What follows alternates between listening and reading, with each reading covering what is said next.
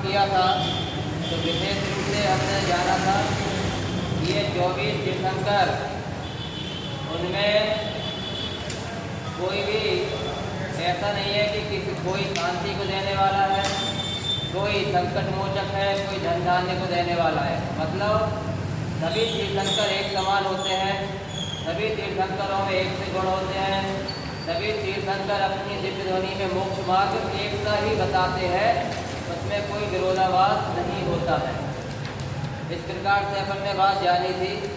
दूसरी बात जो आई थी कि ये जो तीर्थंकरों का जो वर्ण बताया गया कि हरे वर्ण दो ही कुलवंत, ऐसे आई थी ना बात कि सफ़ेद रंग के दो होते हैं, काले रंग के यानी श्यामल वर्ण के दो होते हैं, दो लाल रंग के होते हैं और दो हरे वर्ण के होते हैं। बाकी 16 तीर्थंकर स्वर्ण यानी पीले रंग के होते हैं। इस प्रकार से जो चर्चा आई थी, इसके माध्यम से क्या समझना चाहिए कि किसी भी वर्ण का, किसी भी कलर का कोई भी जीव होगा वह मोक्ष में जा सकता है। कलर से मोक्ष में जाने का कोई संबंध नहीं, आयु से या बल से या तेज से या समोसरण छोटे बड़े होने से मोक्ष जाने का कोई संबंध नहीं है।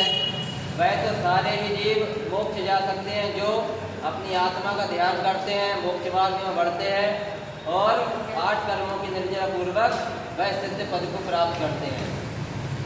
इस प्रकार से अपनी चर्चा चली थी सुबह के विषय में। फिर वहाँ पर अपन ने क्या बात बताई थी कि यह जो विदेश क्षेत्र के 20 तीर्थंकर होते हैं वह सदा सर्वदा विराजमान रहते हैं, मतलब हमेशा ही रहते हैं। वहाँ पर श्रीमंदिर स्वामी से लेकर के जितने भी ये अपन ने सुबह पढ़े थे नाम, वह सभी 20 तीर्थंकर विदेश क्षेत्र में सदैव विद्यमान रहते हैं। और आज भी विदेश, भले ही अपने यहाँ भरत क्षेत्र से मोक्ष नहीं हो रहा है, लेकिन विदेश क्षेत्र से आज भी मोक्ष जीव जा रहे हैं। अपन ने एक संख्या बोली थी, कितने समय में कितने जीव मोक्ष को जा रहे हैं और कितने जीव निगोद से निकल रहे हैं। उसको चलवाने बताओ। 6 महीने 8 समय में 608 जीव। ये शाश्वत नियम है कि भाई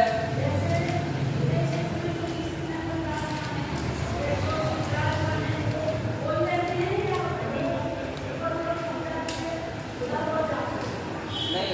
देखो विदेश क्षेत्र में जो 20 तीर्थंकर अभी वर्तमान में है, उनका हमने स्मरण किया, लेकिन वो 20 की संख्या वहाँ पर फिक्स रहती है। श्रीमंदिर भगवान का भी समोसरण चल रहा है ना, तो हाँ वो भी मोक्ष जाएंगे। जब तीर्थंकर से छूट जाएंगे फिर आगे की 20 फिर हो जाएंगे ऐसे नहीं। हाँ, क्योंकि देखो अनादिकाल से विदेश क्षेत्र भी है। अनादि क्या हुआ भैया, ये जातियात को क्या हो गया, क्यों पलट पलट के बात करते हो? पर तुम्हें क्या होता है, तुम बात क्यों करती हो?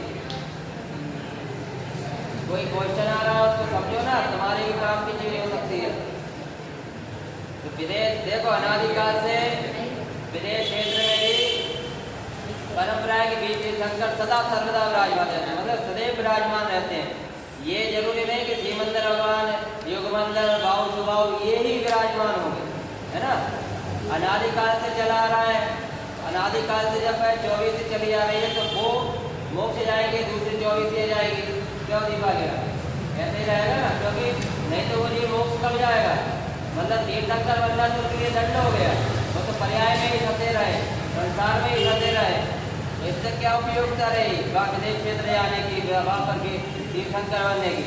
तीर्थंकर बनने के बाद उनका समोसरण लग रहा है, धर्मोपदेश चल रहा है, इसके बाद वो भी कर्मों की निर्जा करके सिद्ध पद को प्राप्त करेंगे, कर्मों से मुक्त होकर के मोक्ष लक्ष्मी का वर्ण करेंगे, तभी तो उसकी कोई उपयोगिता है। नहीं तो तीर्थंकर बनना तो एक प्रकार से सजा हो गया, दंड हो गया, पर्याय में ही फंसे रहे, संसार में ही अटके रहे, ऐसी बात हो जाएगी। इसलिए अनादिकाल से संसार में परिभ्रमण करते आए हैं, अनादिकाल से व्यवस्था चल रही है, लेकिन ऐसा कदापि नहीं है कि वह अनादिकाल से ही यही विद्यमान 20 तीर्थंकर विदेश क्षेत्र में होंगे, वह भी क्रमशः परिवर्तित होते हैं जब जिसका जैसा समय होता है। ठीक है, अभी वर्तमान में लेकिन यही 20 तीर्थंकर विराजमान है, ऐसा जानना चाहिए। जैसे अपने यहाँ आदिनाथ भगवान से महावीर भगवान तक 24 तीर्थंकर विद्यमान है, ऐसे ही वहाँ पर शिव मंदिर, योग मंदिर आदि 20 तीर्थंकर विराजमान है। चलिए, नहीं हो रहा है अभी तो चल रहा था, वो गला बिल्कुल बैठता है। चलिए थोड़ा सा ध्यान से सुने। यहाँ पर अपनी बात आई थी, सुबह अपन ने एकम जन्म स्वरूपम इसके माध्यम से समझा था कि एक तीर्थंकर का जो स्वरूप होता है वही 24 तीर्थंकर का होता है, वही 72 जिनका, वही 149 24 जी का होता है। इस प्रकार से अपनी बात हुई थी कि आप जो स्वरूप आदिनाथ देव जी का हुआ वही स्वरूप, वही से खराब है, वही से नहीं आ रहा, जो स्वरूप आदिनाथ देव जी का हो वही श्री महावीर देव जी को होत रहे हो। वेद विज्ञान प्रत्यक्ष कर दर्शायो, केवल आयु काय अरु समोषण लघु दीर्घ होए, तब तेज गुण लक्षण बलवीर सबके एक से ही होए। यहाँ तक अपना स्वयं वर्णन हो गया था। अब अपनी चर्चा इससे आगे चलेगी। जिन श्रेणी मार्ग कलनवीर, जिन श्रेणी सो मार्ग नहीं, कलन कहिए ध्यान सो बल नहीं, देव सी पदवी नहीं, दाता तो स्वरूप नहीं, जिनने कहा दान दियो। तो यहाँ पर बता रहे जिन श्रेणी मार्ग कलनवीर, माने जिन श्रेणी सो मार्ग नहीं। यहाँ कह रहे जिन श्रेणी मार्ग, माने जिनेन्द्र देव ने जो अपन को मोक्ष मार्ग दिखाया था, जो मार्ग बताया था, उस मार्ग की शुरुआत सम्यक दर्शन से होती है। वह मार्ग चौथे गुण स्थान से शुरू होता है। किस गुण स्थान से शुरू होता है? जब चौथे गुण स्थान में यह जीव सम्यक को धारण करता है, अविरत सम्यक नामक चौथा गुण स्थान है, तो वहाँ से मोक्ष मार्ग में चलने की शुरुआत होती है।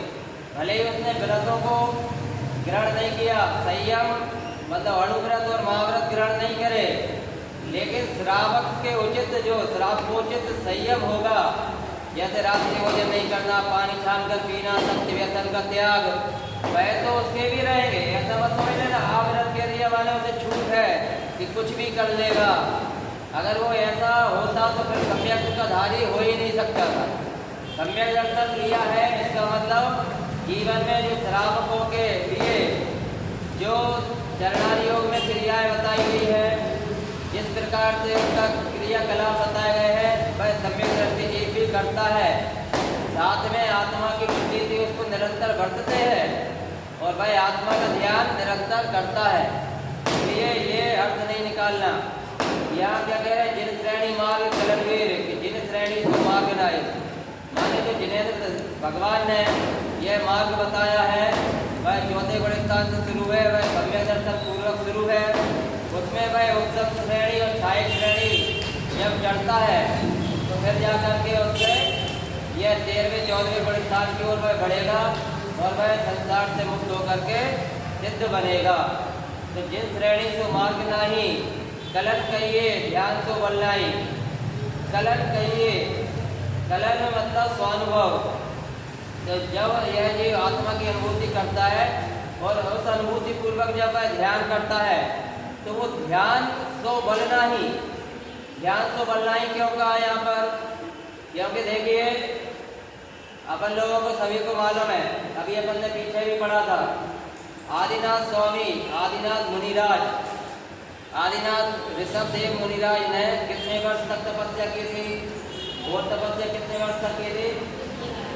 1000 वर्ष तक, है ना? घोर तपस्या किया था, ऐसा अपन ने पढ़ा था ना पीछे। तो उन्होंने 1000 वर्ष तक घोर तपस्या करा था, पर्व करा था ना 1000 वर्ष तक। अपन ने पेन क्यों निकाल दी?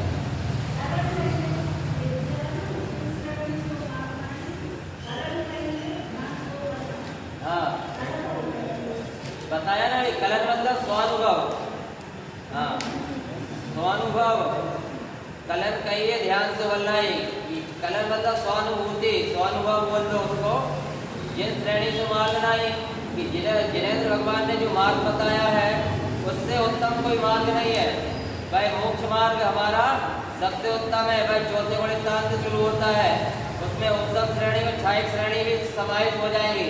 जैसे जैसे क्रमशः गुण स्थान बढ़ते जाते हैं, जैसे जैसे शुद्धता में वृद्धि होती जाती है, शुद्धोपयोग बढ़ते जाता है, वैसे वैसे कर्मों की निर्जरा और बढ़ते जाएगी। उत्तम श्रेणी मारेगा, क्षायक श्रेणी में रमण करेगा, वह 13वें और 14वें गुण स्थान में पहुंचेगा और कर्मों की निर्जरा करके वह सिद्ध पद को धारण कर लेगा। इसलिए जिन श्रेणी से मार्ग नहीं कलन कहिए ध्यान सो बल्लाई। अगर यह जीव सम्यक दर्शन पूर्वक चाहे प्रतिमाओं को धारण करे, बताया ना, चाहे मुनि व्रत धारण करे, आरिका माता जी एलक छुल्लक बहन जी, मतलब जो भी पद धारण करता है, लेकिन अगर वह सम्यक दर्शन पूर्वक कर रहा है तो समझ लो वो सत्य मार्ग पर चल रहा है, उसने सही से ये सब क्रियाओं को अंगीकार किया है। और अगर उसने बिना सम्यक दर्शन के केवल बाह्य में वेश धारण कर लिया है तो वो उत्तम नहीं है, वैसा मार्ग सही नहीं है। इसलिए प्रथम प्रयास क्या करना चाहिए कि सम्यक दर्शन की प्राप्ति वह प्रथम प्रयास होना चाहिए। फिर वो सम्यक दर्शन के बाद फिर जाकर के अणुव्रत महाव्रत का धारण करना, वस्त्रादिक का त्याग करना, प्रतिमाओं को ग्रहण करना, ये सब चीजें सम्यक दर्शन होने के बाद की चीजें हैं। इसलिए चौथे बड़े स्थान में अविरत सम्यक बोला है, 5वें में संहिता संयत कि वहां पर अणुव्रतों का धारण हो गया। फिर छठे में वह प्रवृत्त संयत कि वहां पर उसने महाव्रतों को धारण कर लिया है। पढ़े ना बच्चे आप लोगों ने 14 बड़े स्थान पेन रख दो, बार-बार नहीं बोलना पड़े, ठीक है। अच्छे से बैठो और अच्छे से रहो। तो यहाँ पर कलन कहिए ध्यान तो बलना ही, ध्यान तो बलना ही। कहते हैं कि आदिनाथ भगवान ने 1000 वर्ष तक घोर तपस्या की थी। बाहुबली स्वामी 1 वर्ष तक अटिक खड़े रहे। कहते हैं सर्पों ने अपने बिल बना लिए, बेलें उनके शरीर पर चढ़ गई, तो भी बताइए उनको मोक्ष हुआ था क्या? लेकिन भरत चक्रवर्ती जो आदिनाथ राजा ऋषभदेव के पुत्र भरत जो चक्रवर्ती थे, बाहुबली के कजिन थे, बड़े भाई थे, बड़े भाई थे। बताइए भरत चक्रवर्ती जिन्होंने जैसे ही उनको दीक्षा लेने का भाव आया तुरंत के तुरंत निकल लिए और मतलब वस्त्र अपने आप उनके छूट गए, उनको छोड़ना नहीं पड़े, उनको वस्त्रादि छोड़ना नहीं पड़े।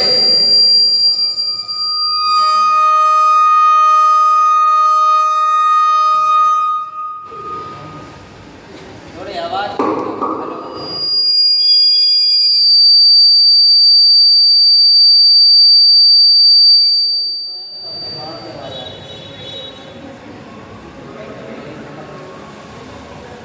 हेलो हेलो आदिनाथ भगवान की आदिनाथ स्वामी की कृपा हो गई। माइक चालू होगा अपने पास। चलिए, वो गला भी बहुत सुनता है और पीछे तक समझ में भी नहीं आता है ना। चलिए हम भी आया पर तो यहाँ पर बहुत अच्छी चर्चा चल रही है कि जिस श्रेणी से मार्ग नाही कलन कहिए ध्यान से बल नाही, कि जो जिनेंद्र भगवान ने मार्ग बताया है उससे श्रेष्ठ मार्ग जगत में कोई है ही नहीं। वह मार्ग कहता है कि सम्यक दर्शन पूर्वक जब चौथे बड़े स्थान में बढ़ते जीव क्रमशः अपनी शुद्धता में वृद्धि करता है, जितने जितने अंशों में उसकी शुद्धता में वृद्धि होती है उतने उतने अंशों में कर्मों की निर्जरा होती जाती है। सम्यक दर्शन प्रकट होगा, भेद विज्ञान होगा, अक्षरा तो क्या होगा, शुद्धता में वृद्धि होती जाएगी, है ना। और कलन कहिए ध्यान से बोलना है। कलन मतलब स्वानुभव, स्वानुभूति का जब उसको बल रहता है तो वह ध्यान में स्थित होता है। अपन चर्चा कर रहे थे कि आदिनाथ मुनिराज ने 1000 वर्ष तक सहज घोर तपस्या किया था। उनको आहार की विधि भी नहीं मिलती थी।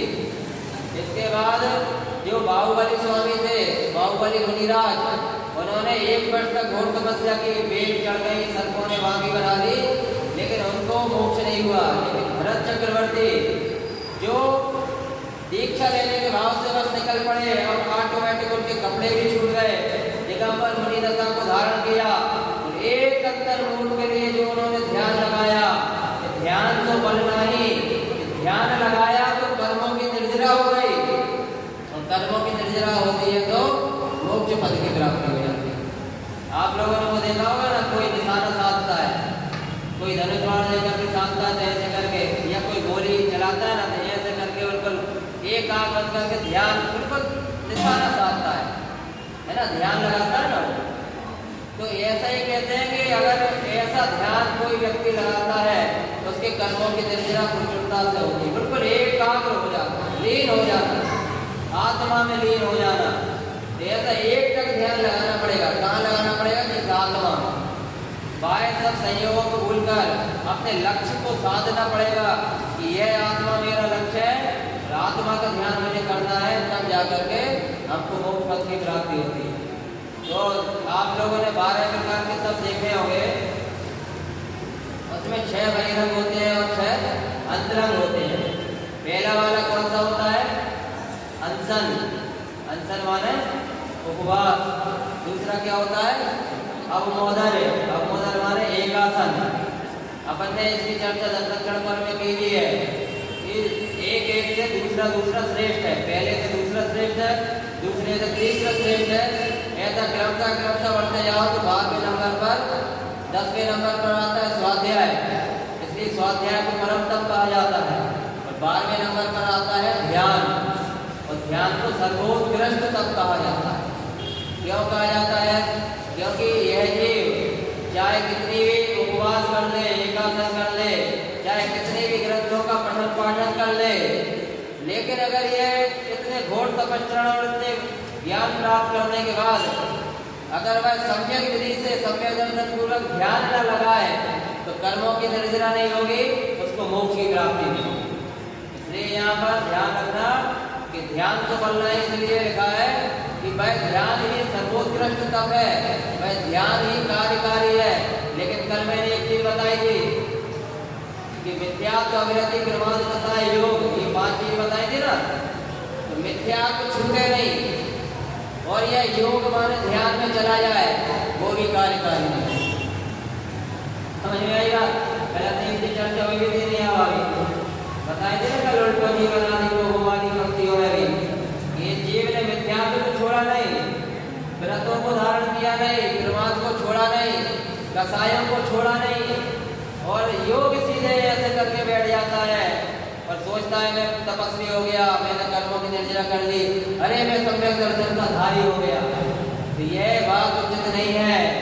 जब तक मिथ्यात्व का नाश नहीं होगा, सम्यक की प्राप्ति नहीं होगी अग्रिमा, तब तक अपना क्या होगा? कल्याण नहीं होने वाला। वो तो चुपचाप बैठी है, सब क्या होता है ना। तो यहाँ पर अपना क्या समझ में आना चाहिए? कल जो बोला था सर्प और चूहे को उदाहरण से बोला था ना, बताया तो सबको याद आ गया। पहले किसको लगाना? कसाई रूपी चूहे या मिथ्यात्व रूपी सर्प? मिथ्यात्व रूपी सर्प को लगाना, ठीक है। यानी मिथ्यात्व को लगाना है, क्योंकि कई अनादिकाल से हमको डसते आ रहा है, जिसके कारण से हमको सम्यक नहीं मिल रहा, मोक्ष नहीं मिल रहा, ठीक है। तो यहाँ पर ध्यान होना चाहिए। देवसी पदवी नहीं, अब ये देवसी पदवी नहीं, दाता तो स्वरूप नहीं, ये बात बोली है। तो देव में एक तो अपन जो अपने अनंत और सिद्ध देव होते हैं, जो भगवंत हैं, अगर उसकी बात करो तो उनसे बड़ी पदवी कोई जगत में है नहीं। अनंत और सिद्ध जो देव है उनकी बात ग्रहण करें यहाँ पर, तो उनसे बड़ी पदवी तो कोई हो सकती नहीं है, क्योंकि हम सबको सिद्ध बनना है, मोक्ष जाना है, यही लक्ष्य हमको लेना चाहिए।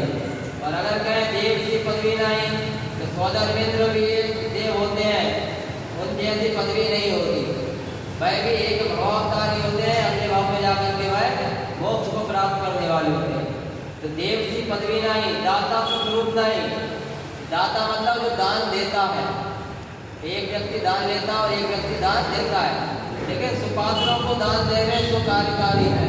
मुनिराजों को आहार कराओ, मुनिराजों को निमित्त बनो कि वह ज़्यादा से ज़्यादा धर्म प्रवाह कर सके, अपने तपस्या करके कर्मों की निर्जरा कर सके, उसमें निमित्त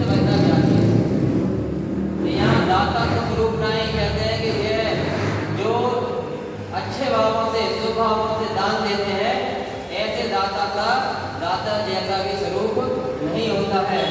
जिनने कहा दान दियो, जिन्होंने कौन सा दान दिया, यहाँ पंक्ति यहाँ पर सभी लोग मिलकर के पढ़ेंगे। ये ज्ञान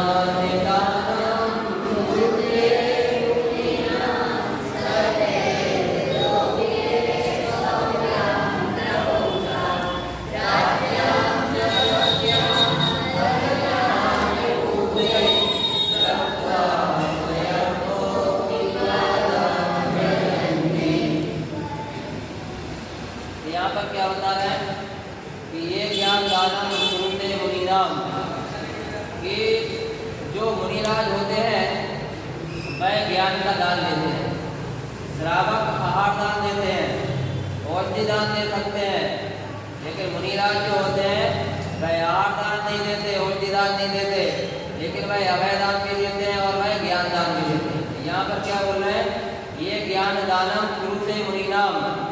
यहाँ दाता को स्वरूप नहीं में यहाँ पर दाता के लिए बात कही जा रही है। क्या दान दिया उन्होंने, कह रहे हैं उन्होंने या पंक्तियों में लिखा कि जो मुनि जनों को ज्ञान का दान करते हैं, ये बात अटपटी लगती है ना। यहाँ क्या लग रहा है कि जो मुनि राजों को, मुनि जनों को ज्ञान का दान करते हैं, श्रावक तो ज्ञान का दान कर नहीं सकता, मुनिराज ही करेंगे।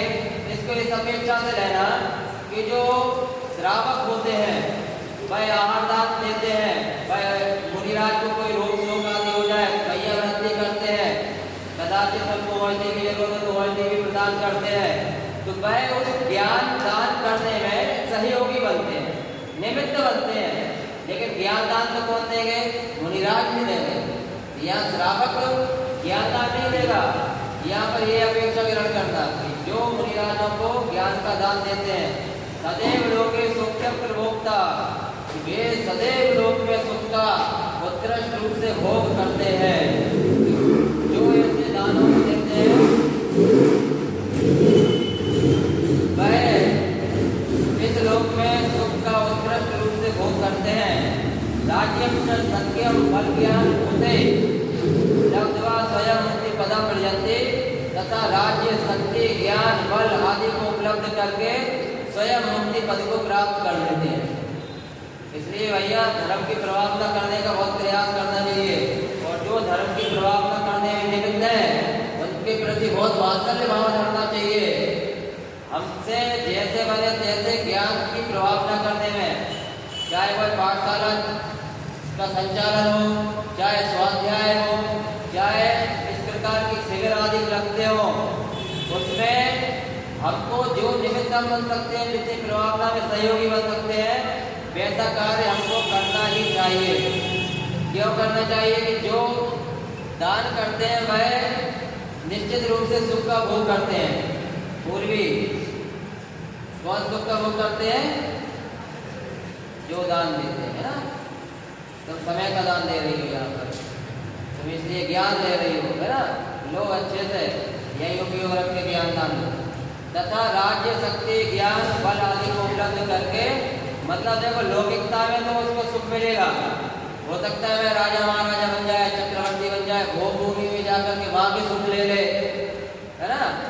लेकिन वह सबसे सच्चा सुख क्या है, कहते लब्ध्वा स्वयं मुक्ति पदम प्रजन्ते, कि वह ऐसी प्रभावना करके, ऐसे सुख आदि को प्राप्त करके वह स्वयं भी मुक्ति पद को प्राप्त होता है, क्योंकि वह मुनिराजों की सेवा कर रहा है, मुनिराजों को आहार आदि दान दे रहा है, तो मुनिराज को वह मोक्ष मार्ग में चलने में दृढ़ कर रहा है, उनका स्थितीकरण कर रहा है कि वह कैसे अपने स्वरूप में दृढ़ हो, वह अपने धर्म मार्ग से च्युत न हो, अपनी आराधना से च्युत न हो, तो उनकी आराधना में वह निमित्त बनता है।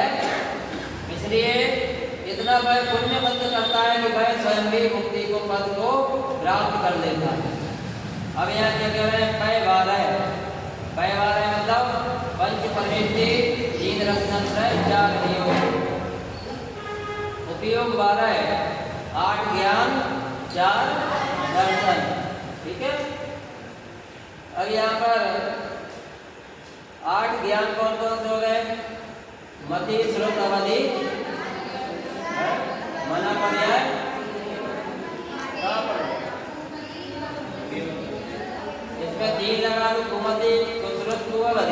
फिर वती श्रुतवती बने पर्याय केवल ज्ञान, ये 8 हो जाएंगे, है ना। 4 दर्शन हो जाएंगे, ठीक है। 4 दर्शन कौन कौन से हो जाएंगे?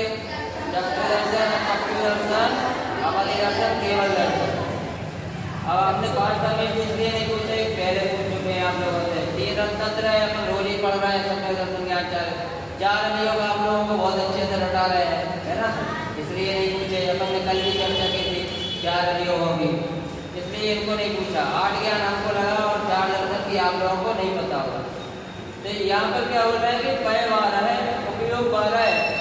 यह प्रकार ज्ञान को ग्रहण कर मारीची कुमार का जीव सुख समय पाए स्थान कुंडलपुरी नगरी में श्री सिद्धार्थ राजा तथा माता श्री कृष्णा देवी के यहाँ अवतरित होता भया। तो बोलिए महावीर भगवान के गर्भ कल्याण महोत्सव की।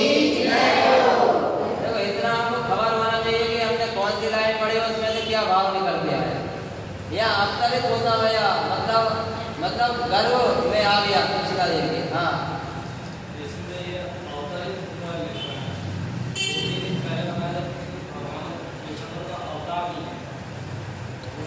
ये शब्दों की महिमा है। लिखने वाले ने महिमा बंद करने के लिए अवतरित लिखा है, लेकिन ये बात अपन ने पहले भी बोली है, आज भी बोलते हैं और हमेशा बोलेंगे कि हमारे जैन धर्म में किसी का भी अवतार नहीं होता, पर उसकी टोपी को संभाल लेगा, तुम बहुत डिस्टर्ब होते हैं।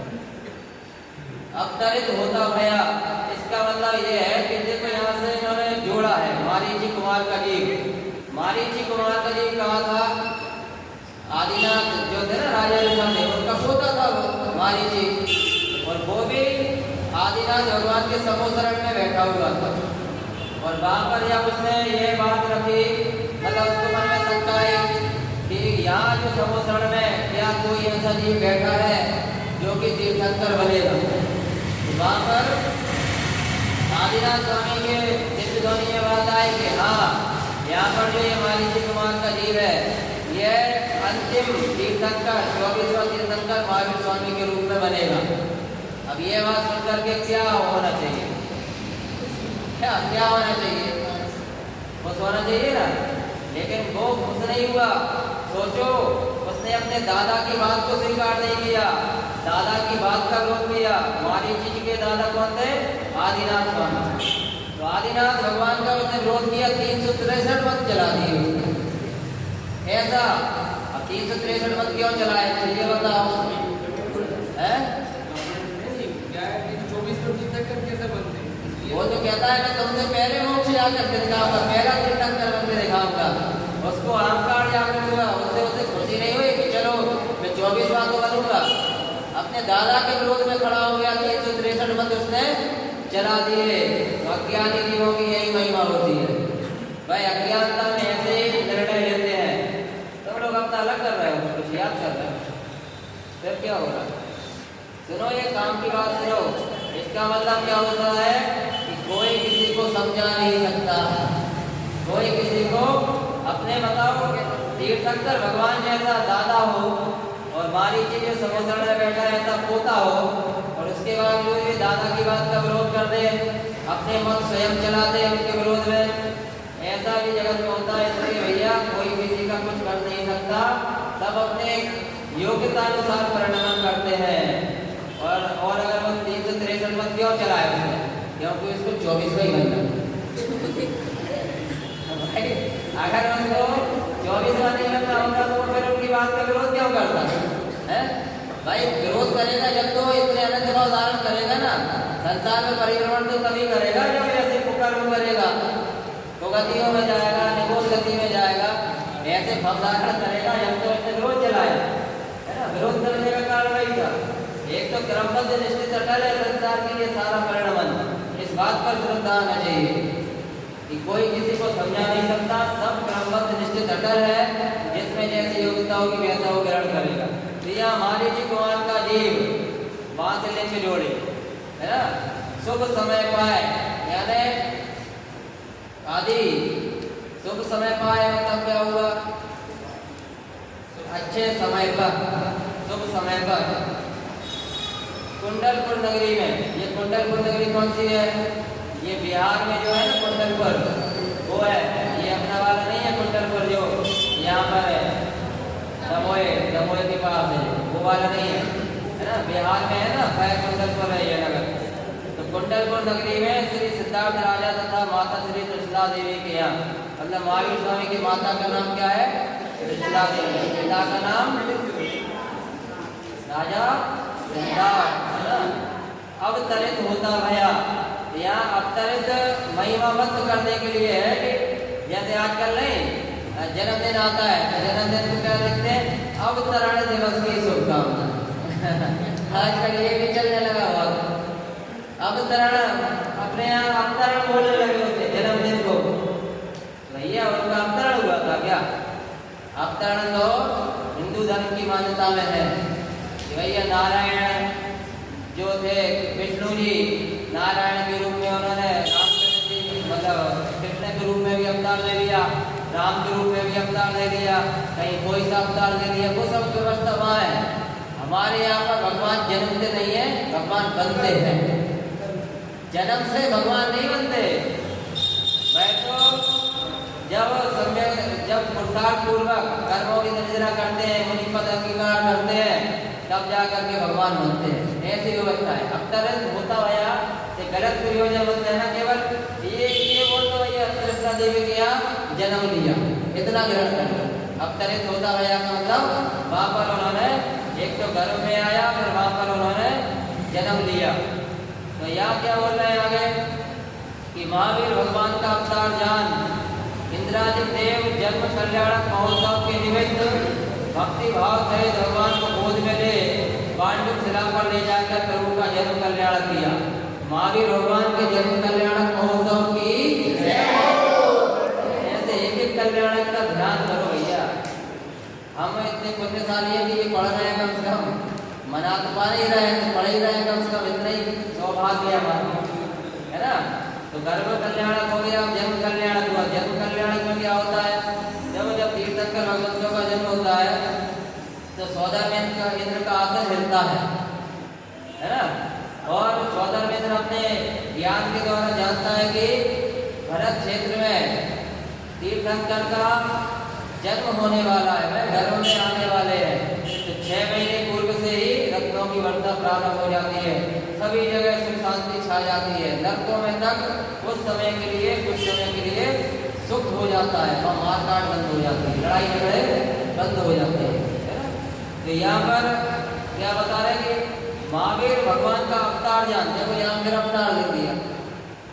अवतार थोड़ी होता है, वह तो उन्होंने ये जो तीर्थंकर बनने की प्रक्रिया थी ना, मतलब जब सिंह के पर्याय में थे तब सम्यक दर्शन प्राप्त किया था, जो 10 वर्ष पूर्व की पर्याय थी। उसके बाद जाकर के जब वह महावीर स्वामी का जीव बने हैं तो वह राजा सिद्धार्थ माता त्रिशला के यहाँ उनके घर में जन्म हुआ है।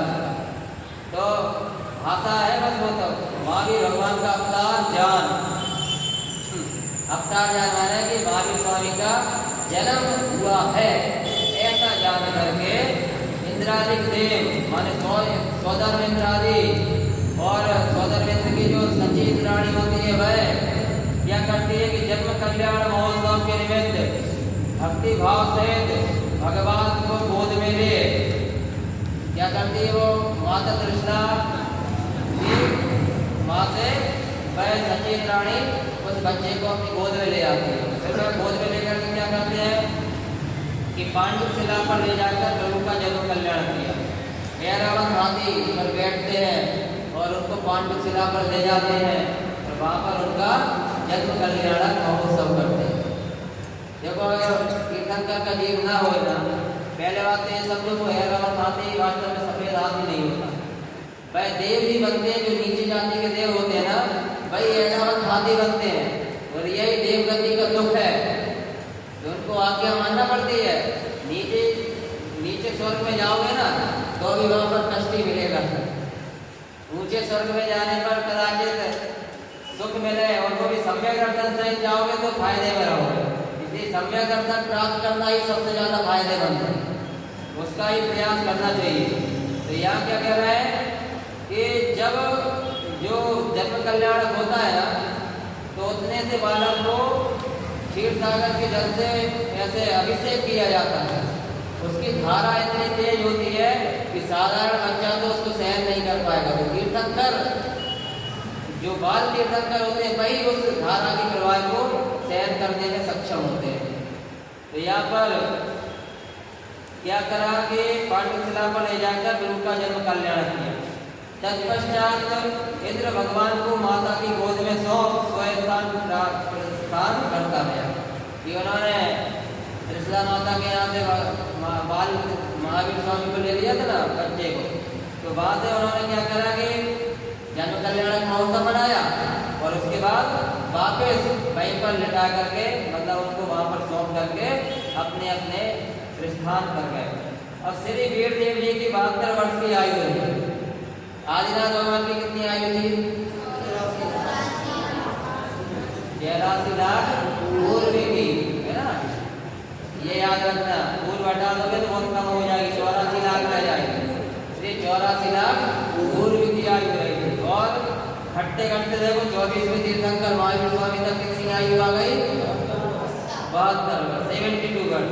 अपने यहाँ कहो हमारी मम्मी 72 वर्ष की होगी, बराबर हो गई होगी महावीर स्वामी की आयु। कई लोग उससे ज्यादा भी हुए होंगे। तो बताओ, महावीर स्वामी ने 72 वर्ष में अपना कल्याण कर लिया। अंतिम तीर्थंकर थे, उन्होंने तब कल्याण कर लिया। और कई 100 वर्ष के हो जाते हैं, कल्याण नहीं कर पाते, होता है ना ऐसा। तो वीर देव जी की 72 वर्ष की आयु रही, जिसमें 12 वर्ष बाल क्रीड़ा में, जैसे उन्होंने 20 लाख पूर्व बाल क्रीड़ा में व्यतीत करे थे ना आदिनाथ स्वामी ने, महावीर स्वामी ने कितने करे? 12 वर्ष, ठीक है। और 18 वर्ष राज्य शासन में व्यतीत कर, और उन्होंने कितने करे थे? है कितने के याद?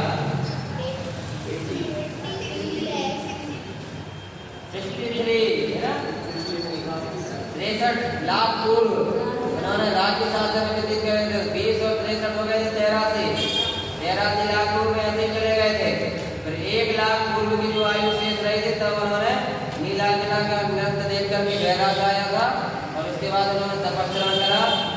फिर उनको केवल ज्ञान की प्राप्ति हुई, समूसरण लगा, जिसकी अपन ने देवाग्नि पूजा, इंद्र पूजा, ये सारी चीजें फिर वहां पड़ी थी। समूसरण है ना, उसका लिख के बैठ गई। आपको नींद आ रही है बेटा?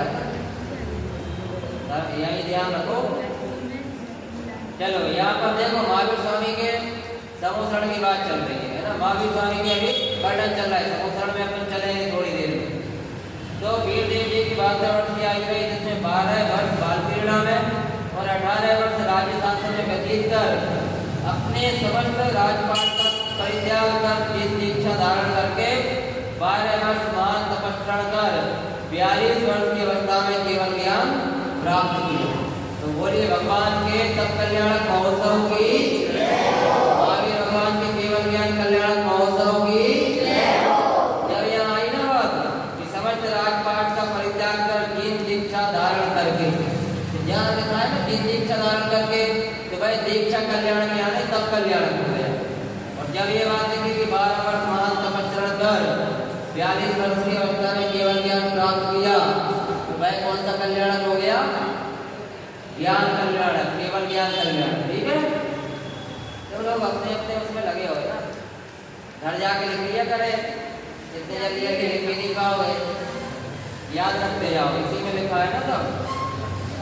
तो यहाँ पर महावीर स्वामी की चर्चा अपनी चल रही है, जो कि 24वें तीर्थंकर है, जिनका वर्तमान में शासन चल रहा है। इसलिए बहुत ध्यान से सुनिए कि इसमें और क्या बताते हैं।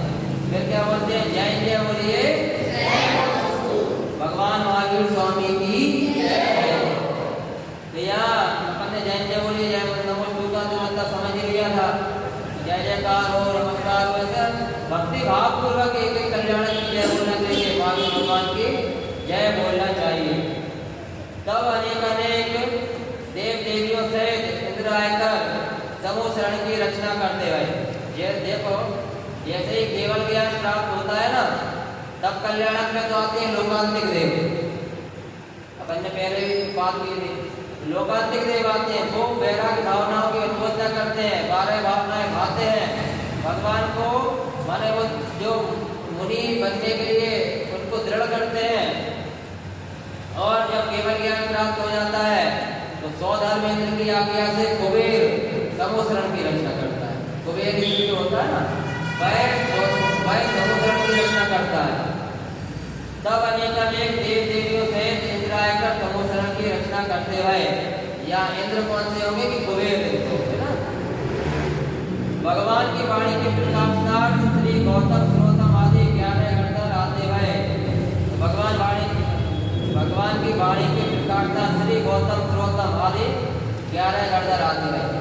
तो यहाँ पर एक बात ख्याल में आना चाहिए कि समोसरण की रचना तो कुबेर ने कर दी, 14 केंद्र की आज्ञा से कर दी, समोसरण भी लग गया। महावीर स्वामी उस समोसरण में जाकर के 4 अंगुल ऊपर उस आसन को स्पर्श नहीं करते, 4 अंगुल ऊपर विराजमान भी हो गए, लेकिन दिव्य ध्वनि नहीं खिली। हाँ, दिव्य ध्वनि नहीं खिली। क्यों नहीं खिली? कितने दिनों तक नहीं खिली? 66 दिनों तक उनकी दिव्य ध्वनि नहीं खिली। कितने दिनों तक? 66 माने 66 कितने माने 66 डेज, कितने 66 दिनों तक उनकी दिव्य ध्वनि नहीं खिली थी। क्यों नहीं खिली थी? उसका 14 ने कारण जाना, और जब उसने कारण जाना कि यहाँ गणधर का अभाव है, गणधर जब तक उस दिव्य ध्वनि को नहीं खेलेंगे, नहीं पूछेंगे, तब तक वह दिव्य ध्वनि नहीं करती, ऐसा नियम है।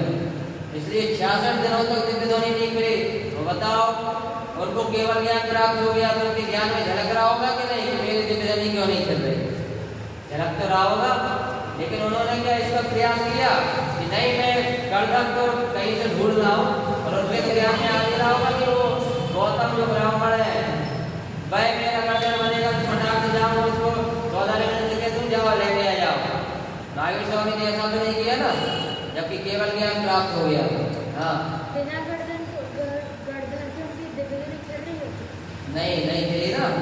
66 दिनों तक बिना गणधर के दिव्य ध्वनि नहीं खिली। तो यहाँ पर एक बात विशेष रूप से जानना कि गणधर की उपस्थिति जरूरी है, तब दिव्य ध्वनि करती है।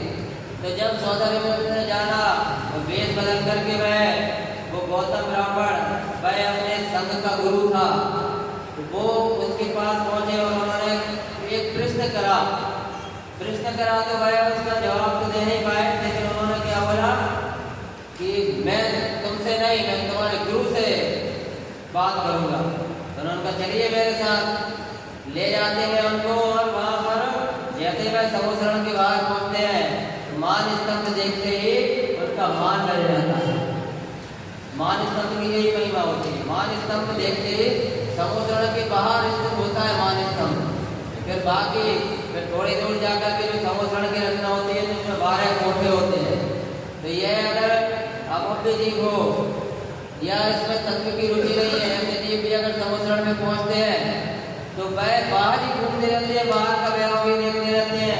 अरे कितना बढ़िया समोसरण है, कितना बढ़िया उद्यान है, अरे कितनी, क्योंकि कुबेर इंद्र रचना है ना समोसरण, अद्भुत ही होगा ना वो तो उसको बाहर का देख करके जीव क्या करते हैं, और समोसरण तक पहुंचते नहीं है, दिव्य ध्वनि करके बंदी भी हो जाती है और वापस घर आ जाते हैं, दिव्य ध्वनि सुनी नहीं पाते करते।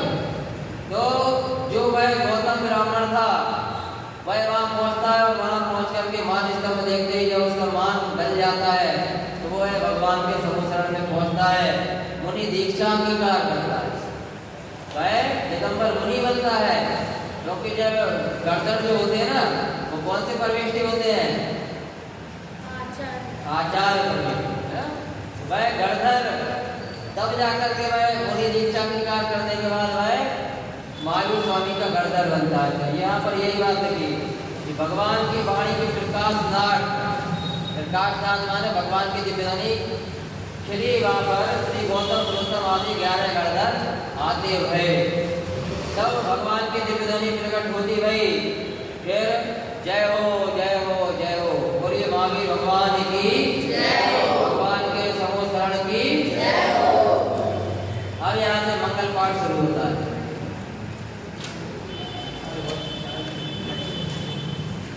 आज एक तो माइक में डिस्टर्ब हो गया, ऐसा बोलने में एकदम ऐसा लग रहा है। यहाँ पर मंगल, मंगल मतलब क्या होता है भाई? जो मन हाँ, एक तो मंगल का मतलब बताया था कि जो सुख को लावे और पापों को जलावे, इतना से पूरा हो जाता है। हाँ? जो मन से रहे तो सुख को लावे पाप इतना तो याद रख लो कि जो सुख को लावे और पापों को बनावे वह मंगल कहलाता है। ठीक है, ज्यादा विस्तार में हमने बताया था संधि विच्छेद करके, मगर इतना तो याद रखोगे तो सफिशिएंट है ना।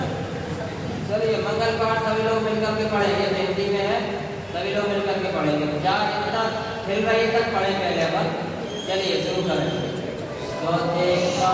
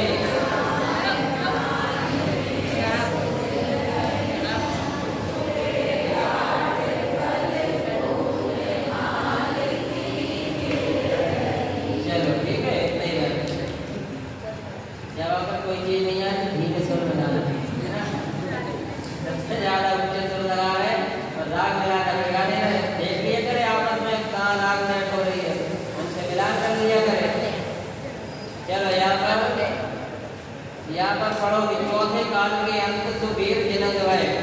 ये जो चौथे काल का अंत था, चौथे काल में तीर्थंकर होते हैं ऐसा नियम है ना।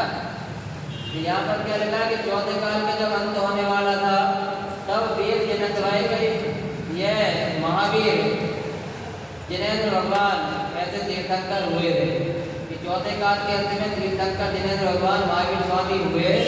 तमोधर्म के हेतु तो विपदान चल गए कि वह महावीर स्वामी तमोधर्म के निमित्त विपुलाचल पर्वत राजग्रही पधारे। उपवन आए देव सुमन आनंद भये। जो विपुलाचल पर्वत है यहाँ पर कुछ उपमाएं भी दी गई है, जैसे करके ये छंद रचना है, इसमें कुछ विशेष बात आएगी तो अपन डिटेल करेंगे, नहीं तो अपन कोर्स भी पूरा करना है तो थोड़ा शीघ्रता से चलेंगे। कि उपवन आए देव सुमन आनंद भये। विपुलाचल पर्वत के उपवन में वीत रागी देव के चरण कमल पड़ने से मन आनंदित हो गया। नटले तो पूरे पूर्ण सुअचरज मन भये। और भगवान के पदार्थ ही 6 ऋतुओं के फल फूल खिल उठे। यह देखकर मन में आश्चर्य हुआ। क्या है, आज तो 12 मासी सारे फल फूल आने लगते हैं ना। केले का सीजन नहीं है और केला 12 महीने मिलता है, आम 12 महीने ले लो, सीताफल 12 महीने ले लो। तो कह रहे हैं यहाँ पर जाओ, वीर प्रभु का समुद्र आया, विपुलाचल पर्वत पर जब उनका समुद्र आया तो जो एक एक ऋतु में जैसे फूल खिलते हैं, उस ऋतु के मतलब उस मौसम में जो फूल खिलना चाहिए वो तो खिले ही थे, लेकिन जिस मौसम में फूल नहीं खिलना चाहिए वह भी खिल गए। हमारे 6 ऋतु जो 6 ऋतुआं होती हैं सबके फूल एक साथ ही वहाँ पर खिल गए, है ना। तो यहाँ 6 ऋतुओं के फल फूल खिल उठे। यह देखकर सभी के मन अचरज मन भय की। आश्चर्य से मन में आश्चर्य हुआ, सभी के मन में आश्चर्य हुआ। उपवन लियो है विश्राम माली ने सुध लगी। कि उपवन में परम शांति छाई है। माली ने सुध लगी अर्थात खबर ली। उपवन की तरफ गया और देखा कि उगते काट पर फूल मालती खिल रही। और वहाँ पर उसने देखा कि सारे वृक्ष हरे भरे हो रहे हैं, फल फूल लग रहे हैं और मालती की छटा खिल रही है। यह नवोशरण के वैभव का कह लो। यह नवोशरण जब आता है तो कैसा जीवों में हट जाता है, कैसे मौसम वातावरण अनुकूल हो जाता है, सुखदायक हो जाता है। इसकी एक उपमा के रूप में यहाँ पर यह पंक्तियाँ आई है। अब कह रहे हैं ऐसी मालती फल फूल रही हो सरवर हस्त मोती चुने। कि ऐसी सुंदर मालती फल फूल रही है। मालती मतलब क्या होता है?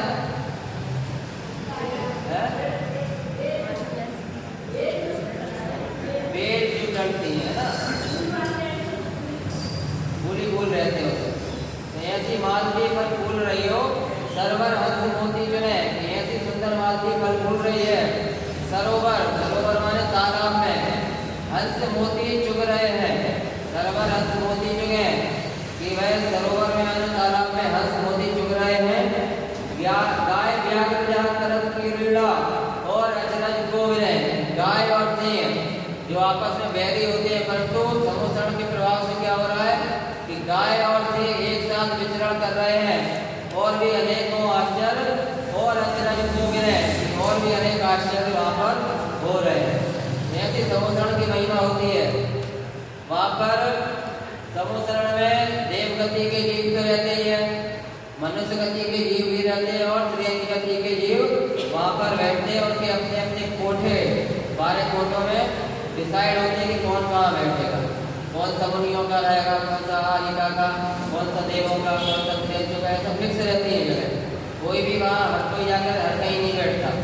इसलिए वहाँ पर त्रियंज गति के जीव जहाँ बैठेंगे तो गाय भी वहाँ रहेगी और शेर भी रहेगा, मगर वो आपस में लड़ेंगे नहीं एक दूसरे से। ठीक है, काव्यान। अब क्या होता है यहाँ कि शहर से फूल लय चलो है माली, नृपति जाए सराई। कि माली ने अत्यंत हर्षपूर्वक फूल लिए और राजाधिराज महाराजा नृपति जाए सराइयों माने वह जो महाराजा राजा श्रेणिक थे, तो राजाधिराज महाराज श्रेणिक के पास जाकर सभी समाचार कह सुनाए। उसने राजा श्रेणिक को जाकर के बता दिया कि ऐसे फल फूल मिल रहे हैं, ऐसे वातावरण अनुकूल हो गया है। यह देख अचरज भूख मोहे रानी एक न तुरंत बुलाइयो। यहाँ क्या कह रहे हैं कि यह सब देख करके राजा श्रेणिक मोहित होते हुए आश्चर्यचकित हुए और उन्होंने उसी समय रानी चेलना को बुलाया। तब वह रानी चेलना क्या कहती है, देखो जो राजा श्रेणिक था वह बौद्ध धर्म का अनुयायी था और रानी चेलना थी वह जैन धर्म की अनुयायी थी। इसलिए वह जो राजा श्रेणिक था वह जैन धर्म पर विरोध रखता था, जैन धर्म से वह चिढ़ता था। कहना चाहिए कौन चिढ़ता था? राजा श्रेणिक। और रानी चेलना क्या करती थी? जैन धर्म पर श्रद्धा रखती थी, प्रभाव न करती थी, है ना। तो वह रानी चेलना विनम्रता पूर्वक क्या कहती है कि निज शत्रु जो घर माही आवे मान पाको कीजिए। राजा श्रेणिक से कहती है कि अगर निज शत्रु जो घर माही आवे, कि हमारे घर पर अगर कोई शत्रु भी आ जाए तो मान पाको कीजिए, कि उसका भी सम्मान करना चाहिए। कि अपना शत्रु भी यदि अपने घर आए तो उसका भी सम्मान कीजिए। तो कि ऊंची आसन मधुर वाणी बोल के यश लीजिए, कि उसको उच्चासन पर बिठाइए, बैठने के लिए उसे शुभ उच्चासन प्रदान कर मधुर वाणी बोल करके यश को प्राप्त करना चाहिए। और यहाँ तो केवल ज्ञानी भगवान महावीर स्वामी का समोसरण आया है, इसलिए उनके लिए तो आपको बहुत प्रभावना करना चाहिए, उनके समोसरण में जाना चाहिए, उनके समोसरण में कोई विघ्न बाधा उत्पन्न नहीं करना, बल्कि मधुर वाणी बोलना और उस समोसरण का लाभ लेने के लिए आपको भी जाना चाहिए। अब यहाँ क्या कह रहे हैं कि भगवान सुवर्ण निदान मुनिवर देख कर मन हरती हो, कि ऐसे अनंत गुणों के निधान भगवान और वीतरागी भावलिंगी मुनिवर को देखकर मन हर्ष से भर जाए। पड़गाय लीजिए दान दीजिए रत्न वर्षा वरसी हो, कि साधु को पड़गाय कर ऐसी भक्ति से दान दीजिए कि रत्नों की वर्षा हो जाए। वह जैन धर्म के प्रति उनकी श्रद्धा उत्पन्न कर रही थी, वह उनको यह सारी घटनाक्रम बता रही थी। अब निज श्रेणी अंतर ही निरंतर जैन जुगति सराई हो। इस प्रकार प्रेरणा देते हुए रानी क्या कहती है कि रानी चेलना ने जैन धर्म के सिद्धांत युक्ति पूर्वक राजा श्रेणिक महाराज को सुनाए। राज्य परिग्रह छाण चालो प्रिय सिद्ध मंगल गाइयो, कि राजा श्रेणिक ने अपने अंतर हृदय में निरंतर चिंतन किया और रानी चेलना से कहा कि प्रिय राज्य परिग्रह सब छोड़कर चलो और सिद्ध प्रभु के मंगल गाओ। अब एक चीज यहाँ पर मुझे थोड़ी सी कंफ्यूजन पैदा कर रही है भाई साहब, प्रदीप भाई। एक बात कंफ्यूजन कर रही है कि अपन ये बात सुनते हैं कि राजा श्रेणिक बौद्ध धर्म का अनुयायी था, उसने यशोधर मुनिराज के गले में सर्प डाल दिया। अब जब राजा श्रेणिक ने यशोधर मुनिराज के गले में सर्प डाला और हरा गया था तो उसके ऊपर चींटियां होने लगी, मरा हुआ सर्प डाला था। रानी चेला उनको ले जाती है और उत्सर्ग दूर करती है और वह यशोधर मुनिराज का कहते हैं धर्म वृद्धि भाव, धर्म वृद्धि भाव बोलते हैं। तो वह जैन धर्म पर उनकी भी श्रद्धा उत्पन्न होने लगती है। फिर यहाँ पर जो पंक्तियां आए और आगे भी रघुशंकर प्रयाग भाई वाली पंक्तियां आएंगी।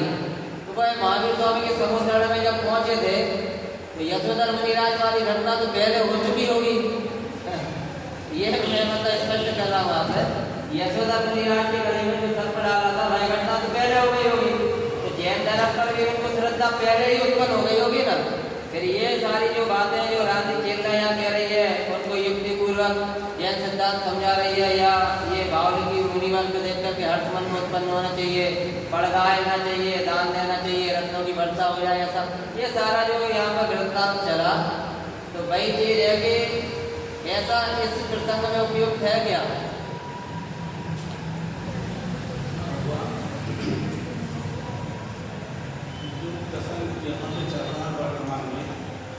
बात की प्रक्रिया है सबसे चलिए पहले जो यशोधर मुनिराज के बात की क्रिया है।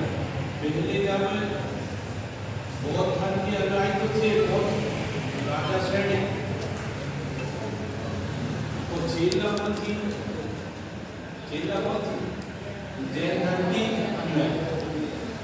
मगर धनवो पत्नी और चेला, धनवो पत्नी चेला जिसने अपने पति को काय में लगा दी, काय में लगा दी सब बोलो मिले, काय में लगा दी उसने, किसने? चेला ने किसको? राजा श्रेणिक। अब क्या हुआ? जब आगे दिन आपका तो 2 घंटा लग रहा है, आगे दिन आगे जाऊंगा राजा श्रेणिक की कहानी नहीं जाऊंगा। संक्षेप में बताता आपको क्या घटना घटी।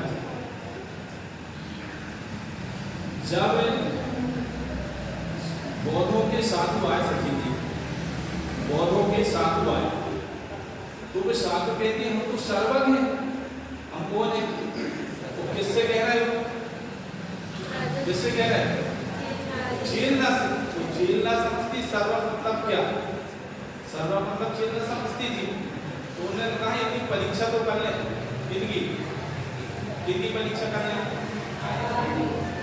इनकी साधु की परीक्षा तो कर लें, द्वेष बुद्धि से नहीं, कदापि द्वेष बुद्धि से नहीं, क्योंकि धर्म आज्ञा प्रधानी कैसा होता है? परीक्षा आज्ञा प्रधानी से परीक्षा प्रधानी श्रेष्ठ रहता है। तो उन्होंने परीक्षा तो कर लें कि कैसे बात समझ में आ रही मेरी? हाँ जी ना जी? चेहरा कैसा लगता आप लोगों का? ये जो सारा वृत्तांत भाई साहब बता रहे हैं, रानी चेला जैन धर्म की श्रद्धाएं थी, बताया ना आपको। तो ये सारी वृत्तांत जो चल रहा है भाई साहब पहले से बता रहे हैं उस चीज को कि रानी चेला ने कैसे बौद्ध जो साधु आए और उनके भोजन में वो चमड़े की वो बना दी थी खीर मिलाकर। हाँ, वो चीज सुनो आप थोड़ा सा ध्यान से तो पूरा वृत्तांत फैल रहा है। ये मेरा आपको बताने का कारण क्यों है? क्योंकि जैन धर्म के लिए दृढ़ श्रद्धा नहीं है तो काम नहीं बनेगा। सम्यक दर्शन का प्रमुख कारण क्या? श्रद्धा। श्रद्धा मतलब क्या? श्रद्धा मतलब क्या? जैसा वस्तु का स्वरूप है वैसा जानकर क्या करना? श्रद्धा। उसी का नाम सम्यक दर्शन। संक्षेप में बता रहा मैं आपको। तो उन्होंने परीक्षा ली, परीक्षा में जब आ गए वो भोजन कर गए तो उन्होंने देखा ये क्या बोलते थे चप्पल? चरण स्वादु। चरण स्वादु। आलू का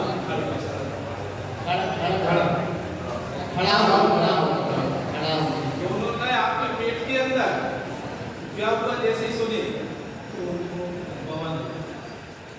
अब क्या घटना घटती है? राजा श्रेणिक जंगल गए शिकार के लिए।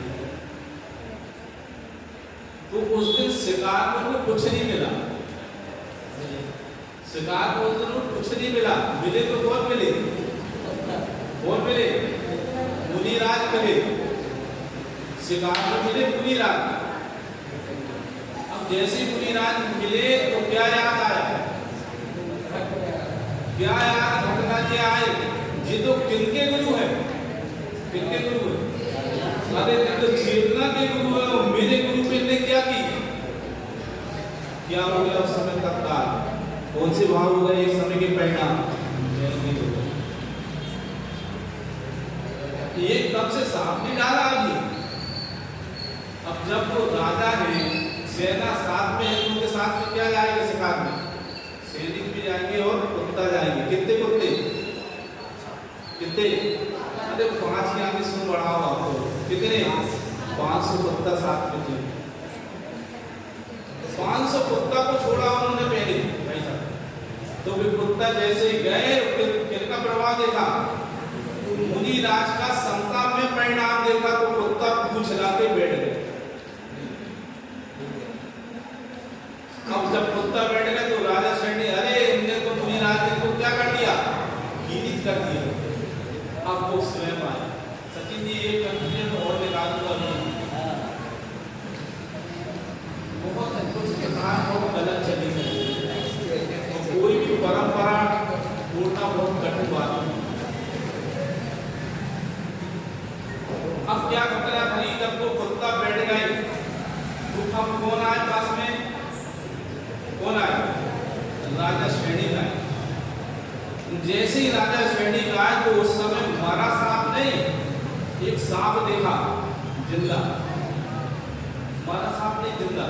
यदि आपको इसका प्रमाण चाहिए तो पंडित साहब की जो अध्यात्म दिशा है, पंडित साहब ये सूत्र गाथा देखा देखा इस पर स्पष्ट देखा, चाहे श्रीमती को लाइन याद हो गई, वो लाइन नीला वाली चल।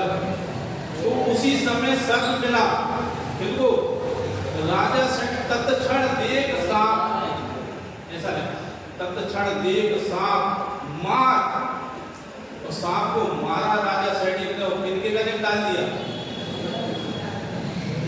गिरिया बाद में कहते क्या हो गए भाव, कर्म का बल कैसे होता, क्रिया से भाव से, कितने समय के भाव, कितने समय के भाव, एक समय के परिणाम कहाँ ले गए उनको, कहाँ का बंद करवा दिया, साथ कितने समय परिणाम बेटा, एक समय, बेटी कितने समय परिणाम, एक समय के परिणाम कितने काम का बंद करवा दिया, मालूम आपको, एक समय के परिणाम, मोक्ष मार्ग विकास दूसरा अधिकार में देखना, एक समय के परिणाम अनंत कर्मों का बंद करवाना, अनंत कर्मों का कितने समय, एक समय। ये खेल है, मंदिर में बैठे तो भाव कैसे, घर में बैठे भाव कैसे, प्रति समय कर्मों का आसरा करता जी। जैसे हुआ घर चले गए, वो 3 दिन बाद किसको बताया, चेला, चेला में नींद आएगी नहीं आएगी, अरे आपने क्या कर, तो राजा श्रेणी कहता चेला से कि वो तो चले गए होंगे, तो वो कहते सच्ची दिगंबर मुनि होंगे तो वो जहाँ के वो चतुर्थी चेला, और चेला वहां से घर से जब निकली तो सेना के साथ में आई, राजा श्रेणी की क्या लाएगी वहां से, शक्कर और क्या लाएगी, अरे चीटी घर में हो जाएगी, क्या लाते हैं, क्या डालते हैं, आटा, शक्कर आटा लाई, और जैसे ही देखी तो मुनिराज तो जैसे ले राजा श्रेणी की पश्चाताप की लहरें चालू हो गई। अरे बहुत भटका इसके बाद में राजा श्रेणी आंसू धारा लगी, मुनिराज का उत्सव दूर हुआ, चीटी 3 दिन चीटी पूरे शरीर में पूरी चीटी जब निकाले तो दोनों क्या दे दिए, दोनों क्या दे दिए, गद्दी दे दी। इतने राजा ने मैंने तो पाप किया, इसने पाप नहीं किया, इसको देना मेरे क्यों दिए, आश्चर्य है। उसी समय विचार मन में आया किसको, राजा की, मैं क्या कर लूं, आत्महत्या। इतना विचार आया और राजा शहर मुनिराज ने बोल दिया, सुन मुनिराज, राजा ऐसे विचार मत करो, ऐसे विचार किसने जान लिया मन के विचार? मुनि राज के विचार। तो फिर दोनों क्या आशीर्वाद दिए? फिर आशीर्वाद दिए, इसके बाद घर आ गए। अभी समुद्र की घटना भी बहुत बाद में है, समुद्र की घटना बहुत बाद में है। और वहां से वो अब आ गए कहाँ? घर आ गए। अब इनको जैन धर्म में क्या होने लगा? अब ये खबर कहाँ जाएगी? समुद्र तो बाद में है, ये खबर कहाँ जाएगी? उनके गुरु कौन? उनके जो गुरु कौन? बौद्ध गुरु। उनके पास खबर गई कि प्रवीण भाई साहब तो जैन धर्म से कहाँ चले गए?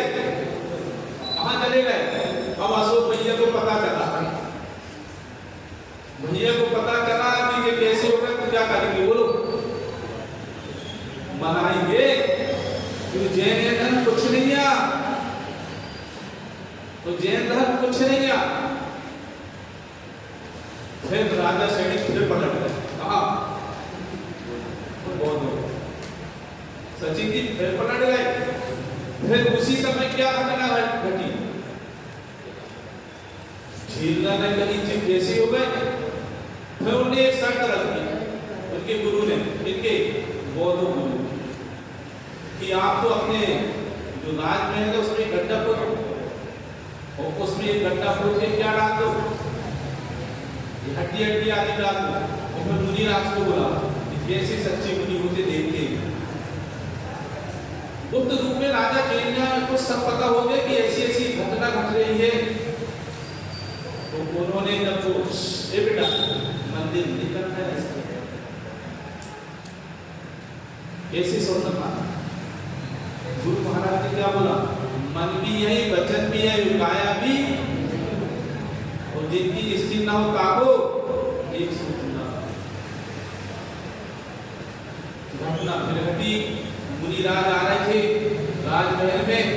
उसी समय चेला को पता हुआ महल में दिया मुनिराज आ रहे हैं। तो जैसे ही आई वही मुनिराज से बोलते, मुनिराज जी नमस्ते करके बोलती, आप कितने मुक्ति के धारी, कितने मुक्ति के धारी आप? मुनिराज समझ जाते हैं, बोलते थे 2 मुक्ति के धारी। तो समझ जाते हैं कुछ कारण है मुनिराज, वापस चले गए। क्योंकि 3 मुक्ति के धारी जानना है कि यहाँ क्या है। कुछ दिन बाद फिर मुनिराज आए, और वो मुनिराज आए। मुनिराज से चेतन कितने मुक्ति धारी? 3 मुक्ति के धारी आज मुनिराज वहां के लिए आए थे। और जैसे ही आए जान लिया कि यहाँ तो क्या है, यहाँ क्या गड़ा है। मुनिराज ने समझा, और मुनिराज वहां से वापस। अब जैन धर्म में डर श्रद्धांजलि हुआ है कौन? राजा सैनिक। इस समोसा की घटना भी बात इसकी बहुत किस्सा है। समोसा की सैनिक पुराण पढ़ो आप, सैनिक पुराण पूरा लिखा है, इसी का मैं विचरण करता हूँ। चलिए, तो बहुत बढ़िया प्रदीप जी भाई साहब ने आप लोगों को ये वृत्तांत बताया। मेरे मन में भी ये शंका उत्पन्न हुई थी, उसका निवारण ये किया है कि वह मतलब ये सुंदर मुनिराज वाली घटना से जैन धर्म पर श्रद्धा तो उत्पन्न हुई थी, लेकिन वापस उनके गुरुओं ने उनको फिर से ऐसा भ्रम में डाल दिया तो जैन धर्म से श्रद्धा उनकी च्युत होने लगी थी, वह टिकने लगे थे। तो फिर और भी क्रम बने। समुद्रण की घटना काफी बाद की है, तो रानी चेतना उनको मनाकर समझाकर ये समुद्रण में ले जाने का उपक्रम करती है। यहाँ पर यह वृत्तांत चल रहा है। फिर क्या करते हैं कि इस प्रकार हजारों श्रावक नरनारियों के बीच जन समूह के साथ राजा सैनिक मान सहित रथारूढ़ हुए समुद्रण में जा रहे थे। इस समय तक सैनिक का सिद्धांत जैन धर्म के विपरीत था। यहाँ पर यह बात स्पष्ट हो गई कि वह जैन धर्म के श्रद्धालु अभी नहीं बन पाए थे, उनका सिद्धांत जैन धर्म के विपरीत चल रहा था। हालांकि वह अपने राजा जाता है तो राजा के साथ तो फिर जनसमूह जाता ही है, ऐसा ही वह अपने जनसमूह को लेकर के हजारों नरनारियों के साथ वह जा रहे थे और मान सहित रथारूढ़ हुए। यहाँ पर क्या विशेष बात आ रही है? रथारूढ़ माने रथ पर सवार हुए। कैसे पूर्वक हुए? मान सहित, है ना। मान सहित माने घमंड पूर्वक कि मैं राजा हूँ, ये अभिमान पूर्वक। वह तो राजा था, लेकिन जो मुनिराज होते हैं वह होते हैं महाराजा। और वह मुनिराज जो महाराजा है वो त्रिलोकीनाथ को पूजे, वो तो उनसे भी बड़े राजा हो गए ना। तो वह फिर भी देखो राजा श्रेणिक मान सहित रथारूढ़ हुए समुद्रण में जा रहे थे। अभी क्या था कि इस समय तक श्रेणिक का सिद्धांत जैन धर्म के विपरीत था, तथा उन्होंने विपरीत सिद्धांत से मुनिराज के गले में सर्प डालकर 7वें धर्म की गति बांध ली थी। ही शब्द आया है, मतलब पूर्व में उन्होंने यशोदा मुनिराज के गले में जो सर्प डाला था उससे 7वें धर्म की गति उन्होंने बांध ली थी। जब आप समुद्र के पास पहुंचे तब मान स्तंभ देखते ही आपके हृदय का मान दूर हो गया। मान स्तंभ की यही महिमा है, मान स्तंभ देखते ही मान गल जाता है, हृदय से मान दूर हो जाता है। जिनके हृदय का मान दूर होता है वह समुद्र में प्रवेश करता है। एक बात राजा श्रेणिक ने जब मान स्तंभ देखा तो क्या करा? मान ऐसे ही बहुत किसका गला था? हाथ उठा कर नहीं, कौन बताएगा? ऐसे ही किसका मान गला था? यार बताया, अभी बताया सचिन जी ने। बोल बेटा, बहुत बढ़िया, बहुत बढ़िया। गौतम गणधर जी में जो था, गौतम गणधर क्या देखा उसने? जैसे मान स्तंभ कहाँ रहता है? समूह शरण के। मेरे विचार थे कि समूह शरण की पहले बताऊंगा मैं सचिन जी ने कि समूह शरण कैसा होता है, उसका पूरा व्याख्यान करने का विचार था। वैसे कोई बात नहीं, देखिए क्या है कि बड़ी मंदिर विधि, हाँ समय तो ठीक है, बड़ी मंदिर विधि बहुत बड़ी है, समय है कम, उसमें जो भी बातें आती है साथ साथ समझाते जा रहे हैं, फटाफट अपना विषय भी हो जाए और जितना अपेक्षित विषय उतना अपन बताते चल रहे हैं यहाँ पर। तो यहाँ पर समुद्र के पास पहुंचे तब मान स्तंभ देखते आपके हृदय का मान दूर हो गया। तब मेरे राजा श्रेणिक आप जाओ से इन पंक्तियों से लेकर के कल विषय ले लेंगे अपन, क्योंकि 9:30 बजे वाले क्यों से तो है ना, या पंक्तियों से लेकर के आगे का विषय कल ले लेंगे। पंक्ति ले या कल ले लें, समय लगेगा भी कृष्ण मंच भी होता है। देखो सारे बंदे करने लगे, चलिए ध्यान दीजिए। अपन ने अभी तक जितना पढ़ लिया